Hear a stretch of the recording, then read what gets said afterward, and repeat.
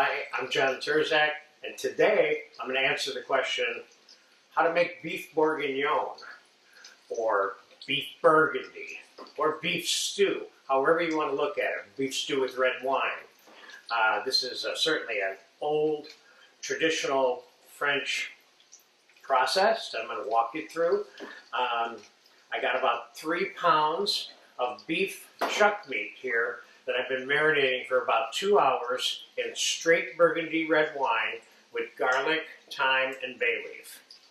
Back here, I have been sauteing about 2½ quarts of mirepoix, celery, carrots, and onions, a little more onion than the celery and carrots, and some whole butter, and with some thyme and some bay leaf.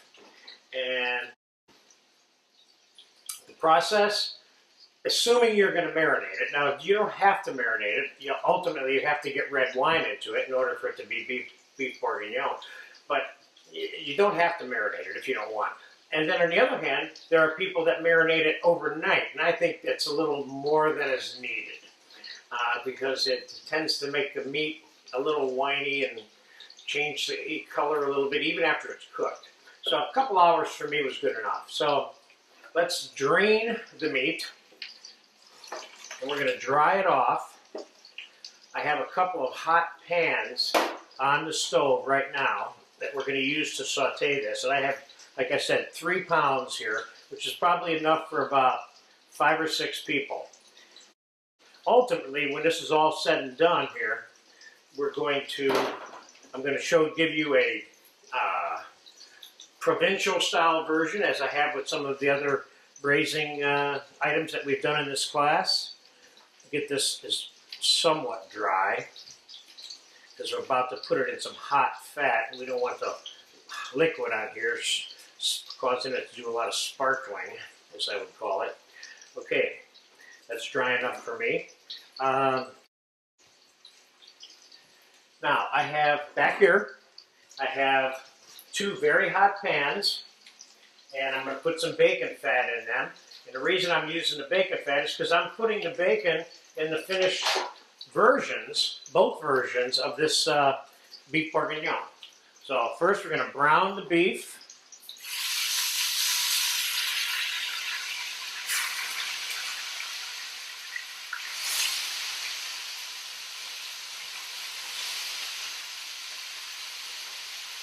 This is regular beef chuck meat. So, as I would always recommend, you use almost the cheapest possible piece of beef that you can find, because, as I've said many times, this braising process is all about taking lower cuts of beef and, I guess you could say, putting tuxedos on them, so to speak,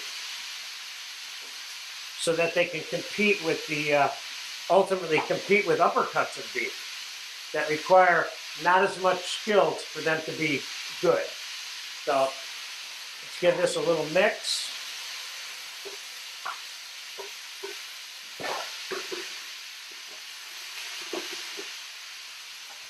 Okay, now the mirepoix is still cooking. I have both this sautoir or rondeau, whatever you want to call this. Both of the burners are on high, and I'm going to add some garlic to it now for the first time. Add maybe, about a cup to a cup and a quarter of chopped garlic. Going to mix that in.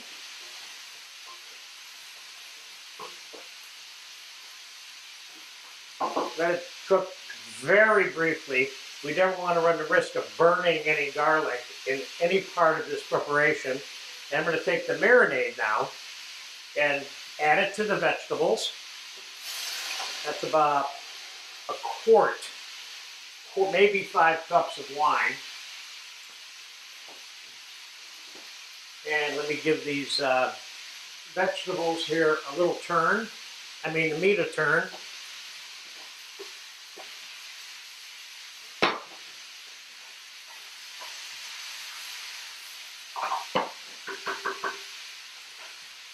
And I'm going to add some tomato product. In this case, I'm going to use tomato paste. Now, you could use canned diced tomatoes and juice. You could use whole tomatoes, or you could use straight tomato juice if you wanted. I'm going to put some tomato paste in there. One of these little 6-ounce cans. Because remember, in effect, by the time the whole braising process is done here, we're making kind of a brown sauce or an Espanol sauce or somewhat of a demi-glaze style sauce, which requires tomato, mirepoix, and browned foods, which is what we're doing here. So let's get the tomato mixed in.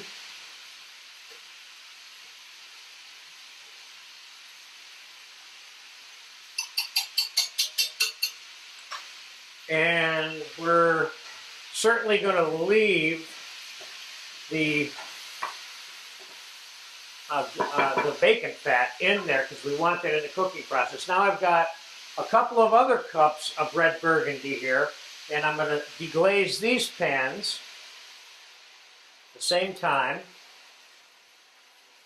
And we are going to add the meat now to the master braising pan.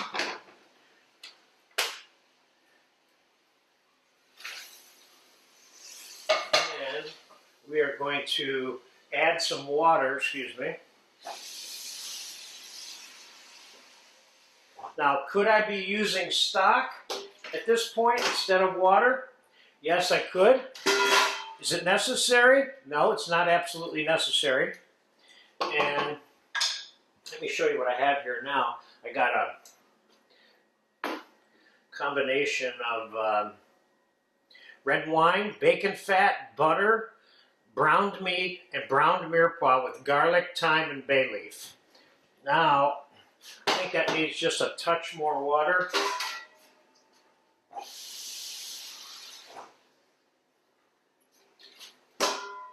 I can always adjust the volume of the liquid at any time during the braising or afterwards when the meat is being separated from the braising liquid and we're making sauce. At that point, I can determine, do I have the right amount of liquid? If I have more, I'll reduce it. If I need some, I'll add some more water or stock to it. So I'm going to bring this up to a simmer here, which is just about at now. And I'm going to pop it in the oven. This is going to take about an hour and a half. That's these 1.5 inch pieces of chuck meat. In the oven, I will nurture this a little bit. I will babysit, monitor the interior of that pot, say once every 15 minutes to half an hour over the course of the 90 minutes, which is what I'm estimating it will take. And I'll update you when I come back in 90 minutes when I pull it out of the oven. Okay, the beef bourguignon, as the French would say, has been in the oven for about 2 hours. But don't take my word for how long it should be or not be in the oven. You keep it in the oven until it's tender enough to eat, whether it's 10 minutes or 10 hours, whatever the case may be, depending on the conditions in which you're cooking, whatever it is you're cooking. In this case, these were 1.5 inch square pieces of beef chuck, which are pretty tough. And I tested them. I added a little bit of water, probably added a total of about 3 cups of water to it over the course of the 2.5 hours. And I just pulled it out of the oven and it's cooked. And I'm going to show you how much it's cooked. Right now, let's take a couple of pieces out here and put them on the table.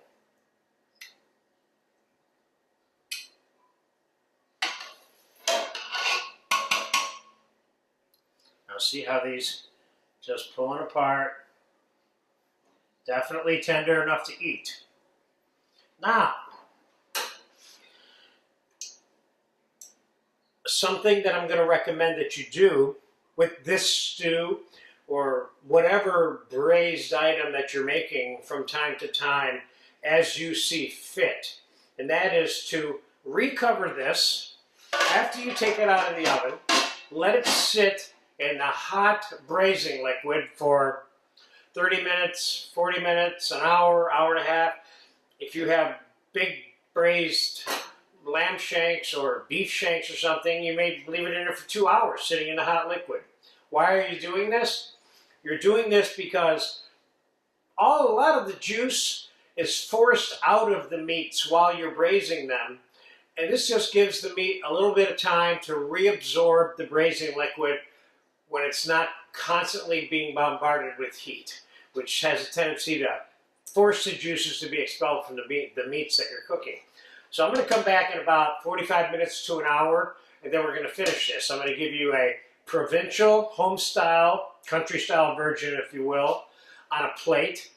We're going to take some of this out and thicken it up a little bit and add a little bit of few pieces of bacon and some pickled mushrooms to it, and we're going to put it on a plate. Then we're going to take the rest of it, we're going to strain it, we're going to sort through it. We're not going to use these veg that are in here that are all stock-logged and void of color, and we're going to refurbish this beef bourguignon with fresh vegetables and roasted shallot and roasted onion and fresh sauteed mushrooms and some peas, so it looks a little bit nicer and has more value in some cases.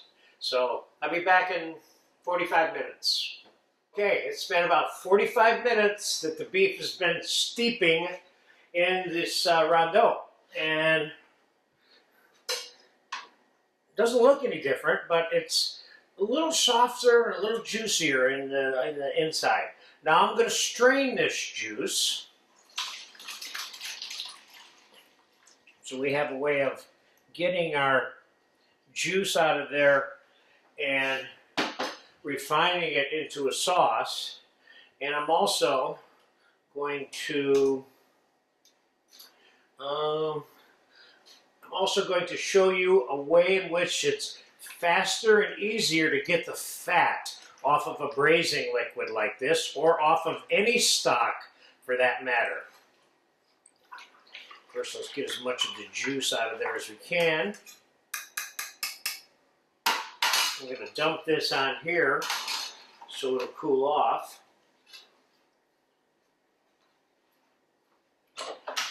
And let's spread that out. Ultimately, once I take the provincial version, which I'm going to make for you first here real quick, ultimately I'm going to separate all of the meat from these veg right here that I am not going to use in the final presentation of the more refined version, okay? But let's start with the juice first. I'm going to pour the juice into a tall container like this. I got the perfect size container. I lucked out.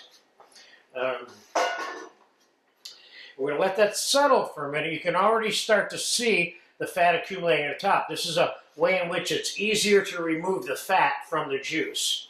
Meanwhile, what we're going to do is we're going to put what I think is enough for a one main dish into this pan. A little bit of carrot. Make sure we got a little bit of celery. I'm going to be thickening some of this up with some of this juice after I get the lion's share of that fat off of there. And the onions are all mixed in here too, of course. I'm avoiding the bay leaves. All right, I'm going to kind of see that as the amount for a main dish.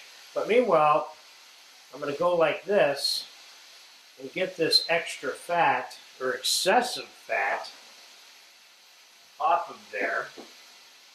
There's a lot of it on there too. Let me get this closer to the garbage can.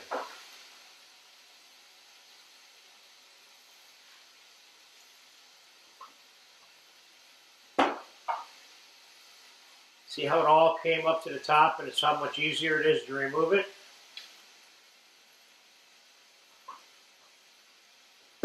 Okay, I'm going to take some of this juice and add it to this.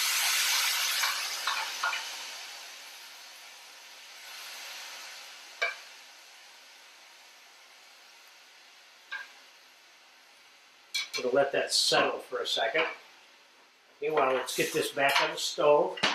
And it's already hot enough for me to do what I'm about to do. I'm going to demonstrate one way that you can thicken it. Now, we could have floured all this beef. before we browned it. Or we could have thrown some flour into this mixture or into the sauteing vegetables and browned some flour in there too if we wanted to. And that would have been another way that we could have gone about making the sauce a little bit thicker. I chose to just let it cook in the braising juice. And now I'm just going to put a couple of pinches of cornstarch slurry, which is clearly identified in the stock and sauce class. Now that seems good. That's thick enough. I'm going to taste it real quick to make sure it tastes good enough. This needs a little bit of salt and a little bit of pepper. And so this is one very provincial way of serving it, just like that. So this doesn't require anything beyond what went into that pot initially. So you could do that, or in this case what I'm going to do is I'm going to throw some pickled cut up mushrooms and peas and some bacon and mix this into it. Just kind of give it a little boost in terms of the colors and the textures. I'm going to get this onto a plate.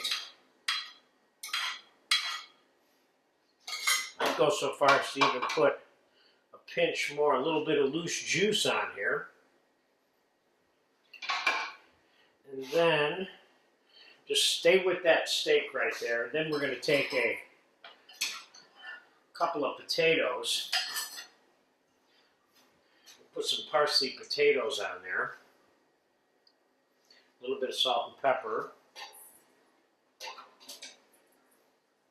Rolled around with some melted butter. And you know you have a video for these kind of potatoes. Just add a little potato to this. You certainly could put rice or noodles or any kind of pasta or whatever starch you feel like that you would normally serve with something like this. You can even take crusty bread and put it on the bottom of this plate and put this whole stew on top of it. Or even go as far as pouring this stew into a hollowed out piece of bread. You eat it the way you want. I'm not going to tell you how to eat it, but I will tell you how to cook it. So there's the country version. Now go back over here to the juice and you'll see we still have some more fat. And what I'm going to do now is I'm going to get this on the stove. And I'm going to start reducing this in a saucepan. I'll be back in about 3 or 4 minutes. I'm going to bring that up to a simmer. And I'm going to tighten it up a little bit with the cornstarch, just like I did that one. And then I have some other garnishes that we're going to add to that. I'm going to saute some fresh carrot and fresh celery batons. And we're ultimately going to put this, after having been separated, like this, because I'm going to separate all the meat from all the veg while I take a quick break here and wait for the sauce to come up. And then we will assemble it all together on a big home-style, family-style platter when we get back. So I'll be back right away for you, but in about 5-8 minutes for me. Okay, we're ready for the final assembly. I'm going to bring you up to speed on exactly what I did, which I indicated I was going to do. Most of it.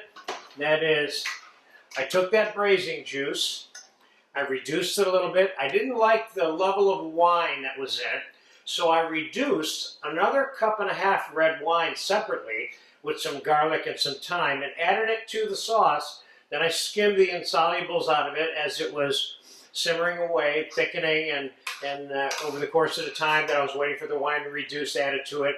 Then I put the meat into this finished sauce. I strained it again. Put the meat into the finished sauce. And now I'm going to season this sauce. I already tasted it and I know what it needs. It needs a little bit of sugar to offset a little bit of the acidic. I don't want to make this sweet. That's all I need is like a 1/2 teaspoon for this whole thing. And it needs a little bit of salt. And it needs a little bit of black pepper. Of course, there's all kinds of variations on this thing. And in this case, And this is an option for you, but this is a very French way of finishing a beef bourguignon also. And that is to take some whole soft unsalted butter to the tune of about 2 ounces of butter per quart of this ragu, and butter the sauce, which is a way of mellowing the flavor, slightly enriches it, but this is not really seen as a rich dish because this is beef juice flavored with the aromatic vegetables and wine. So how rich can that be?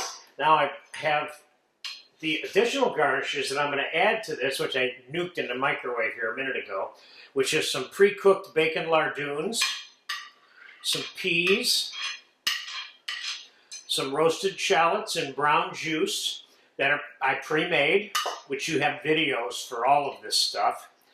So I decided to add the pickled mushrooms that I made and I had stored here at the kitchen set, and instead of regular mushrooms, so I'm adding some of the pickled mushrooms to that.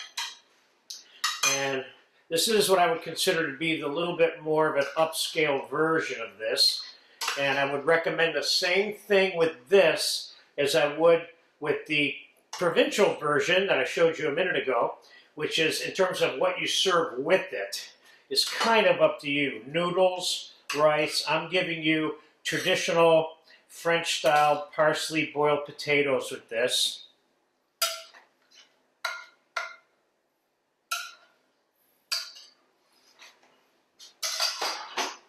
This is overflowing my beautiful French platter here, which I just cleaned up slightly. And I'm going to add the parsley potatoes to this. This is a great family-style way of serving this, of course. And I'm going to add a little bit of this tomato concasse over here just for fun. Obviously, you need good bread with this dish. Now, I can tell you right now that if somebody laid this on me at my dinner, at a place where I was having dinner, let's put some parsley on here too. You know, put a little squidge of olive oil on here just for fun.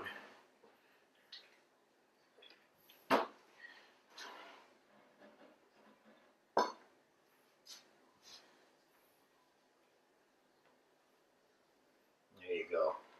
That, which I certainly would refer to as beef stew, or as the French would call this, beef bourguignon, as another person would call it, beef burgundy, or someone may call it beef stew and red wine sauce. All of the above applies onto this platter right here. This is a nice, simple, sort of simple, braising demonstration of making a nice French beef stew. Enjoy this if you get a chance to.